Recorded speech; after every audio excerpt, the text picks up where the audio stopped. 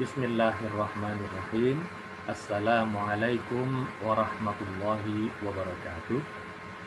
Alhamdulillah, berjumpa kembali kita pada mata kuliah Ulumul Quran.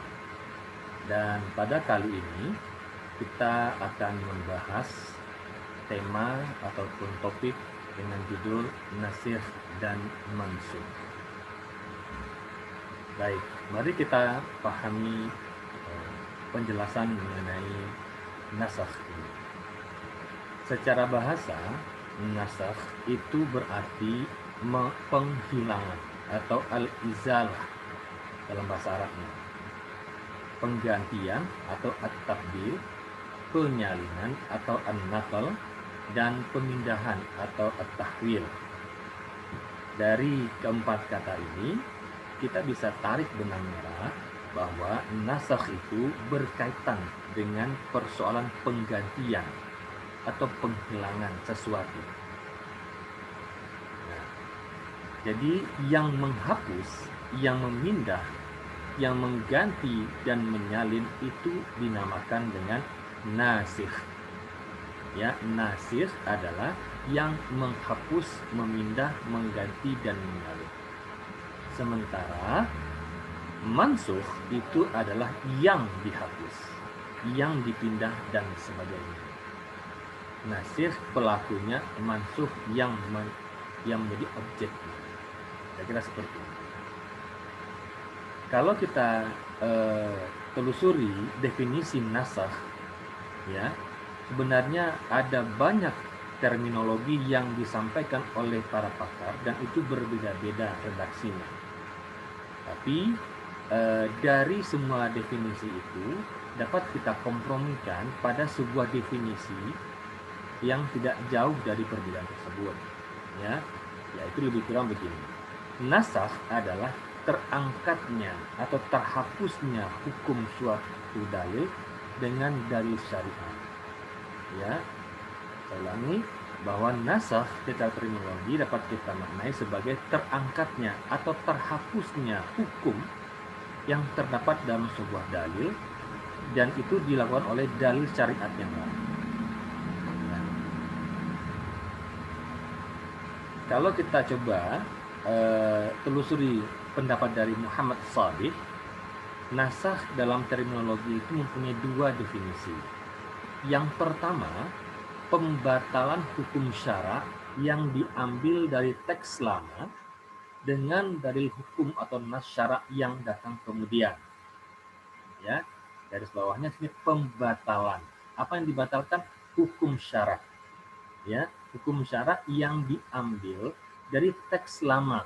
Ya, teks yang datang lebih dahulu, kemudian itu dibatalkan oleh nas atau dalil syarak yang datang kemudian. Contohnya hadis Nabi tentang ziarah kubur. Ya, bunyinya begini. Kuntu nahaitukum an ziyaratil kubur ala fazuruha, rawahul Hakim. Yang artinya lebih kurang begini. Dulu aku melarang kalian untuk ziarah kubur. Sekarang ziarahilah. Jadi dulu hukumnya Nabi melarang umat Islam untuk berziarah kubur. Lalu seiring dengan berjalannya waktu, beliau kemudian mengatakan fazuruha. Silakan sekarang kalian ziarahi kubur itu. Artinya bahwa teks ini membatalkan hukum dari teks yang sebelumnya yang melarang ziarah kubur. Ya. Jadi dalil yang pertama menunjukkan larangan ziarah. Ini kuntu nahaitukum an ziyaratil kubur. Sedangkan dalil yang kedua menunjukkan terangkatnya hukum larangan tersebut. Fazuruha itu menunjukkan bahwa hukum larangan tersebut terangkat, tidak diberlakukan lagi. Ya, dan dalil kedua statusnya menempati hukum ibadah. Ya, jadi definisinya yang pertama itu pembatalan hukum syara. Yang kedua, ya, menghapuskan keumuman nas yang terdahulu atau menjelaskan nas yang masih sama. Ya, jadi menghapus keumumannya, ya, atau menjelaskan nas yang masih sama. Contoh, pada surat Al-Baqarah ayat 228 berbunyi, wal mutallaqatu yatarabbasna bi anfusihinna thalathata quru. Yang artinya wanita-wanita yang ditalak hendaklah menahan diri atau menunggu 3 kali kuruk. Ini adalah makna yang umum bahwa setiap wanita yang diceraikan oleh suaminya, maka masa tunggunya yang disebut dengan masa iddahnya itu adalah 3 kali masa haid. Ya, 3 kali kuruk, 3 kali masa haid. Kemudian datang ayat berikutnya pada soal Ahzab ayat 49 yang berbunyi, ya ayyuhalladzina amanu idza nakahtumul mu'minati tsumma talaqtumuhunna min qabli an tamassuhunna fama lakum 'alaihinna min 'iddatin ta'taddunaha. Yang artinya, hai orang-orang yang beriman, apabila kamu menikahi perempuan-perempuan yang beriman, kemudian kamu ceraikan mereka sebelum kamu mencampurinya, maka sekali-kali tidak wajib atas mereka iddah bagimu yang kamu minta menceraikannya. Nah, ayat yang kedua ini menyatakan bahwa perempuan yang dinikahi tapi belum digauli oleh suaminya, lantas dia diceraikan oleh suami tersebut. Nah, orang yang seperti ini, perempuan yang seperti ini tidak punya kewajiban iddah, yakni menunggu 3 kali haid baru boleh menikah kembali. Ya, wanita yang diceraikan dalam kondisi belum digauli oleh suaminya, belum melakukan hubungan intim oleh suaminya, maka dia tidak punya masa iddah. Artinya dia boleh menikah langsung begitu dia bercerai dari suaminya. Artinya ayat yang kedua ini mengkhususkan, ya, hukum dari ayat yang pertama yang bersifat umum, Nah, ini juga dianggap sebagai nasakh. Ya, ini ayat kedua yang akan kemudian sebagai nasikh terhadap ayat yang pertama, yakni mansukh. Jadi ayat yang pertama itu mansukh atau terhapus atau terkhususkan hukumnya oleh ayat yang kedua yang datang kemudian. Al-Baqarah mansukhnya, Al-Ahzab sebagai nasikhnya. Ya. Saya ulangi bahwa dalil yang pertama menunjukkan keumuman nas. Ya, artinya sebelum disetubuhi dan setelah disetubuhi. Sedangkan dalil yang kedua menunjukkan khusus hanya tertuju pada istri yang belum disetubuhi. Nah, jadi menurut ulama mutaqaddimin, jadi ulama-ulama pada abad pertama sehingga abad ketiga Hijriah, memperluas arti nasakh sehingga mencakup begini. 1. Pembatalan hukum yang ditetapkan terdahulu oleh hukum yang ditetapkan kemudian. Ya. Kedua, pengecualian hukum yang bersifat umum oleh hukum yang bersifat khusus yang datang kemudian. Ini contoh yang barusan. Yang pertama tadi contohnya yang di awal tadi, ya, pertama dilarang, yang kedua dibolehkan. Artinya dibatalkan hukum pelarangan. Nah, ada juga berarti dia mengecualikan yang hukum yang umum. Ya, seperti contoh yang kedua tadi. Juga penjelasan yang datang kemudian terhadap hukum yang bersifat sama. Ya, kadang yang nasikh juga memberikan penjelasan terhadap mansukh yang masih bersifat sama. Atau yang keempat, penetapan syarat terhadap hukum terdahulu yang belum bersyarat. Jadi ada hukum terdahulu yang belum ada syaratnya, maka kemudian datang hukum yang berikutnya yang memberikan syarat. Nah, yang datang kemudian ini disebut dengan nasikh, dan yang datang terdahulu itu disebut dengan mansukh. Ya. Nah, apa saja syarat-syarat nasikh itu? Yang pertama, mansukh harus berupa hukum syara. Ya, dia harus berupa hukum syara. Selain hukum tidak boleh dimansukh. Ya, yang dihapus itu haruslah berupa hukum syara. Maka yang berkaitan dengan akidah itu tidak berlaku di sini. Ya, yang berupa ayat-ayat yang tidak kaitannya dengan hukum, maka tidak berlaku nasakh. Nasakh hanya berlaku pada ayat-ayat ataupun dalil-dalil yang berkaitan dengan hukum syara. Kemudian nasikh juga harus berupa hukum syara dan dia datang kemudian setelah mansukh. Ya, datangnya itu setelah yang dimansukh. Jadi ayat yang datang kemudian itu baru bisa menasakh ayat yang datang sebelumnya. Ya, pada masalah disinilah fungsi daripada kita mengetahui makkiyah dan madaniyah. Jadi madaniyah itu bisa menjadi nasikh bagi makkiyah. Ya, artinya makkiyah tidak bisa menjadi nasikh bagi madaniyah karena madaniyah datang kemudian daripada makkiyah. Nah, lalu yang ketiga, materi hukum mansukh haruslah tidak terikat atau dibatasi oleh waktu tertentu. Sebab jika dibatasi oleh waktu tertentu, hukum itu akan berakhir dengan berakhirnya waktu tersebut. Jadi hukum dari ayat mansukh itu tidak boleh terikat waktu. Jadi dia berlaku kapan saja. Jikalau terikat waktu, maka otomatis pemberlakuan hukum dari mansukh itu akan berhenti dengan sendirinya ketika waktunya, periodenya itu berakhir. Ya, itu syarat-syaratnya. Nah, nasakh itu ada beberapa bagiannya. Yang pertama adalah nasakh Quran dengan Quran. Ayat Quran menasakh ayat Quran. Ya, bagian ini disepakati kebolehannya dan telah terjadi dalam pandangan mereka yang mengatakan adanya nasakh. Ya, seperti ayat yang menjelaskan tentang iddah. Ya, seperti yang iddah yang kita sebutkan tadi.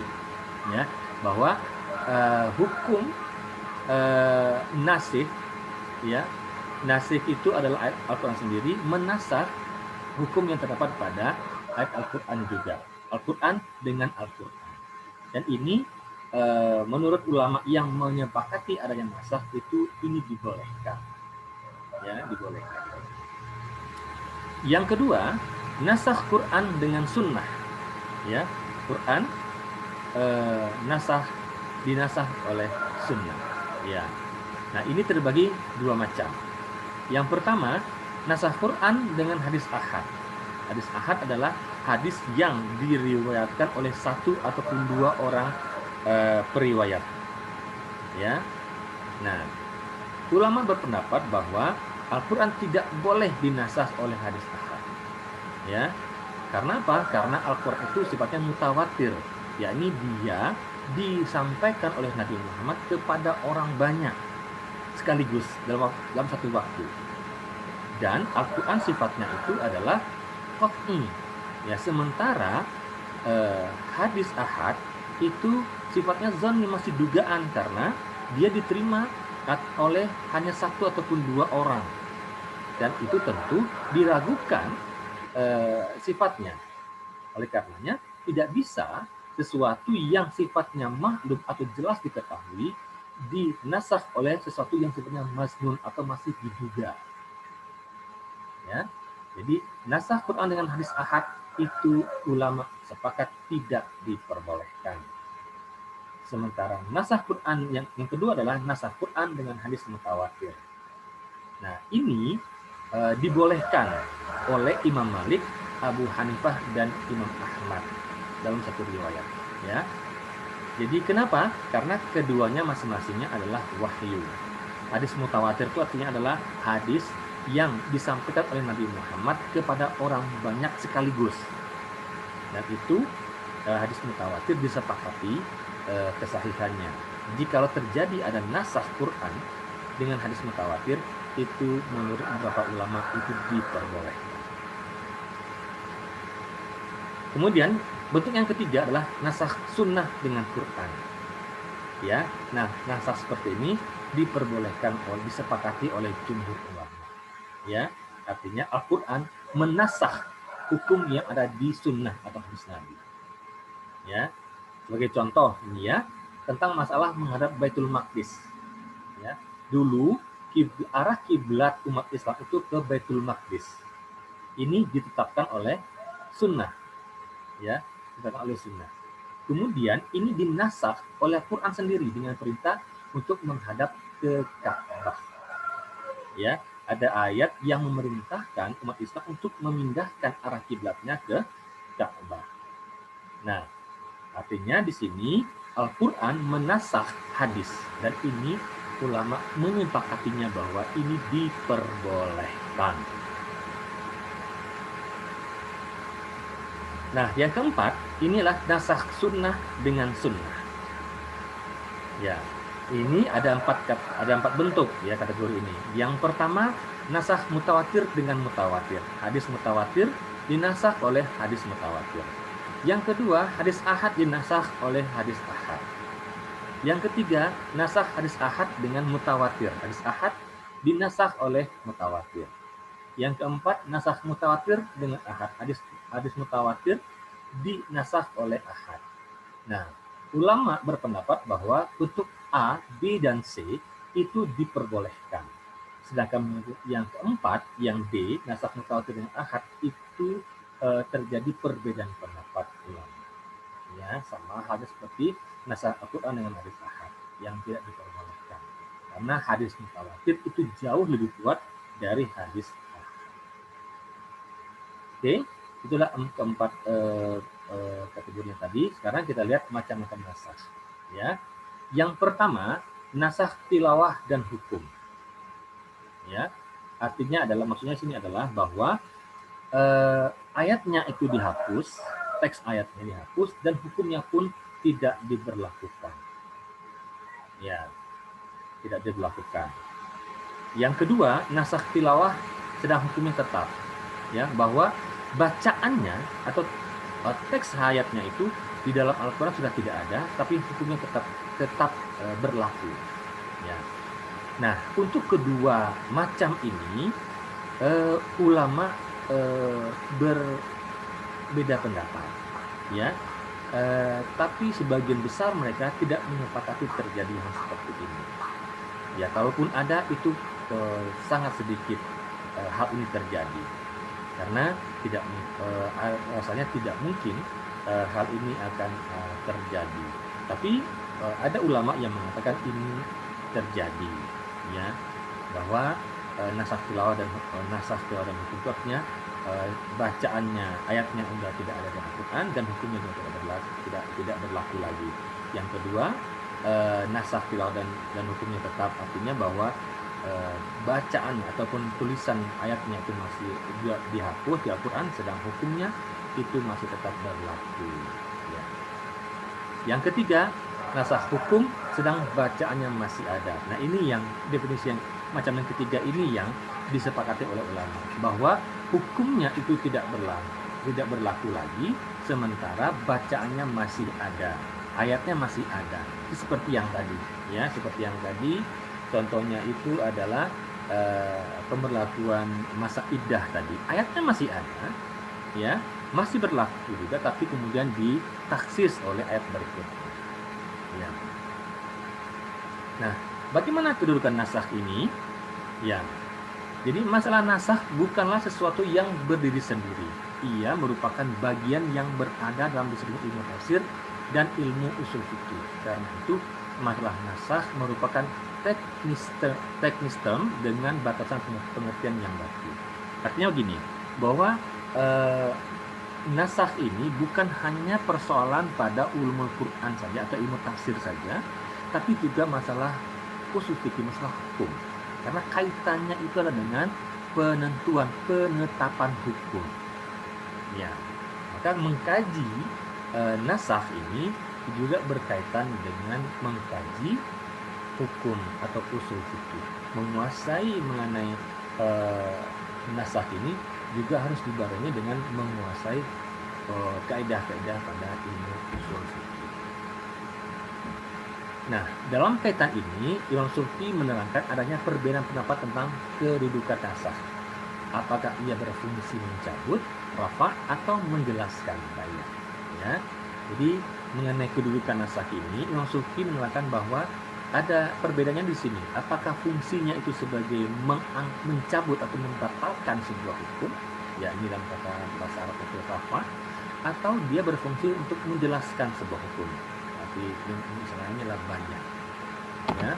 Nah, maka jika ditinjau dari segi formalnya, fungsi pencabutan itu lebih nampak. Tapi bila ditinjau dari segi materinya, maka fungsi penjelasannya lebih menonjol. Jadi kalau kita lihat, kita tinjau dari segi formalnya, fungsi pencabutan dari nasakh ini itu terlihat, ya. Tapi kalau kita lihat dari segi materinya, ayatnya, maka tidak terlihat fungsi rafalnya karena ayatnya masih ada, teksnya masih ada. Tapi fungsi menjelaskannya itu jauh lebih menonjol. Ya, jadi kalau kita pahami ini bahwa sesungguhnya nasakh itu lebih kepada fungsi bayan atau penjelasan. Dengan demikian pada akhirnya dapat dilihat bahwa fungsi pokok nasakh itu merupakan salah satu dari interpretasi hukum, penjelasan hukum. Ya. Apa hikmah nasakh? Pertama, memelihara kepentingan hamba. Jadi kepentingan kita sebagai umat Islam, sebagai hamba Allah itu terpelihara melalui adanya nasakh ini. Apakah jangan sampai kemudian kita tersalah dalam mengamalkan sebuah ayat. Kita tahu bahwa ayatnya itu masih ada, tapi pemberlakuan hukumnya sudah berbeda. Maka penting untuk mengetahui nasakh. Kemudian yang kedua, perkembangan tasyri' menuju tingkat sempurna sesuai dengan perkembangan kondisi umat manusia. Jadi ini berkaitan dengan pembahasan kita pada materi mengenai hikmah turunnya Al-Quran secara berangsur-angsur.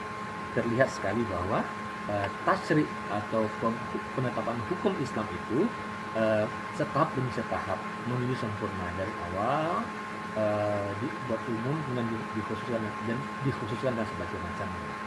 Ya, ini terlihat bagaimana Islam itu menyesuaikan dengan perkembangan kondisi umat manusia ketika itu. Ya, kemudian ini juga sebagai cobaan dan ujian bagi orang mukallaf untuk mengikutinya atau tidak. Ya, ini adalah ujian bagi kita sebagai umat Islam ketika kita mendapatkan hal semacam ini, apakah kita akan mengikuti atau tidak. Yang keempat, menghendaki kebaikan dan kemudahan bagi umat. Sebab jika nasakh itu beralih ke hal yang lebih ringan, maka ia mengandung kemudahan dan keringanan. Ya, jadi pada dasarnya nasakh itu menghendaki kebaikan dan kemudahan bagi umat manusia. Ya, karena di dalamnya itu kalau nasakh itu mengandung hal-hal yang bersifat lebih meringankan, maka itu mengandung kemudahan dan keringanan dalam sebuah hukum. Baik, demikianlah sedikit penjelasan mengenai nasakh atau nasikh dan mansukh.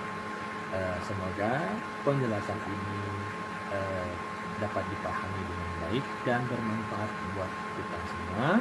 Lebih dan kurangnya saya mohon dimaafkan. Wassalamualaikum warahmatullahi wabarakatuh.